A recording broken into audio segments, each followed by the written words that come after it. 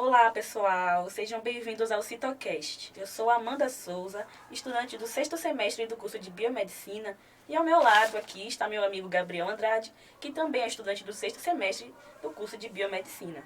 E nesse episódio, iremos falar sobre a citopatologia da candidíase fúngica vaginal, que é uma doença que afeta muitas pessoas e que gera diversas dúvidas. Gabriel, para começar, você poderia nos explicar um pouco o que é a candidíase fúngica vaginal? Claro, sim, Amanda. Boa noite, pessoal. Bom, a candidíase ela é provocada pelo fungo Candida albicans. E de que forma isso acontece? É pela proliferação excessiva desse fungo na região vaginal. Vou começar listando algumas das características dele para a gente entender como é que ocorre essa infecção. De início, eu gostaria de dizer que ele faz parte da microbiota normal, ou seja, ele está presente normalmente nessa região, porém em concentrações pequenas, menores. Eles podem possuir uma relação comensal ou patogênica, ou seja, eles podem estar lá de maneira sem causar uma infecção, ou eles podem agir de maneira patogênica quando seus níveis são elevados. E por isso, ele pode agir também de maneira endógena ou exógena. O que isso significa? Que ele pode ter fatores de fora, pode ocorrer por algum fator externo ou por algum fator interno. E a Candida albicans, que é a que nós estamos retratando, ela é a que tem mais incidência entre as candidíases. E ele é um fungo bastante oportunista. O que causa a candidíase, como eu falei aqui, fatores endógenos ou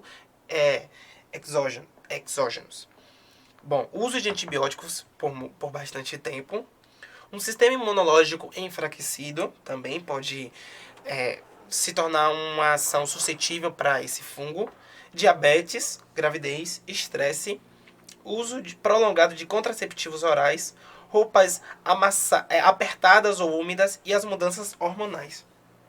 Isso, e esse problema é bastante comum entre as mulheres. Cerca de 90% delas terão o problema ao menos uma vez na vida. E quando esse quadro ocorre acima de 4 vezes por ano, ele é chamado de candidíase de repetição. Sim. E por que essa incidência é tão alta assim, não é? Por conta do seu mecanismo de ação, que eu gostaria de dizer que ele é, como eu disse antes, começando pela morfologia dele, é claro, né?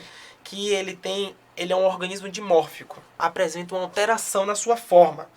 Na sua forma comensal, onde ele não causa nenhum dano, ele está na sua forma de levedura, são pequenas bolas, assim dizendo de maneira bem informal. Ele possui de cerca de 2,4 milímetros de diâmetro. Já quando ele está na sua forma patogênica, ele costuma aparecer em formato de hifas ou filamentos. Bom, e o que ele causa, esse dimorfismo? Ele facilita a invasão da levedura para dentro da mucosa. E isso acaba impedindo a ação do macrófago, dele fagocitar o fungo. E isso acaba deixando a mucosa vaginal mais suscetíveis a agressões desses agentes. Sim, exatamente. E outro fator que eu gostaria de falar, Amanda, é sobre o que isso causa. Que é aumento do fator de virulência e a adesão à superfície celular do hospedeiro. Ou seja, até esse ato dimórfico dele facilita a sua adesão aos tecidos epiteliais. Sim, com isso, os sintomas da candidíase podem variar de acordo com a região afetada, né? E na candidíase fúngica vaginal, os mais sintomas comuns são coceira, vermelhidão, corrimento incomum, inchaço e dor. Justamente, Amanda. E para isso a gente tem que fazer um diagnóstico efetivo, porque se você parar para analisar, os sintomas podem ser de qualquer outro tipo de doença ou qualquer tipo de micro-organismo. Então, de que forma esse diagnóstico tem que ser conduzido? Eu costumo dizer que ele precisa ser de 4 etapas. A primeira fase é a clínica, que vai ocorrer, você vai entender os sinais, de que forma aconteceu, e você tem que ouvir o paciente, a ficha de anamnese. É importante você ter também, como você disse, que a candidíase, ela pode ser, quando ocorre mais de 4 vezes, ela é uma candidíase de repetição. Então é importante a gente saber também o histórico médico desse paciente. E aí a gente vai ter a amostra citopatológica, que é feita através do método de Papa Nicolau, e também pode ser feito, em alguns casos, a bacterioscopia, que serve como exame auxiliar, não é? E daí, na análise, caso o paciente esteja com a candidíase, nós vamos observar sinais de inflamação no local, como aumento das células inflamatórias, que são os leucócitos, e que nessas regiões são conhecidos como estiócitos, como a gente aprendeu em sala. E também uma descamação das células epiteliais e também a presença dessas leveduras do gênero Cândida. Isso, Gabriel. E as opções de tratamentos disponíveis que temos para esses pacientes geralmente envolvem o uso de antifúngicos tópicos ou orais, dependendo da gravidade da infecção e da região afetada. E que é importante ressaltar que a acessibilidade desse tipo de medicamento hoje é bastante boa, não é?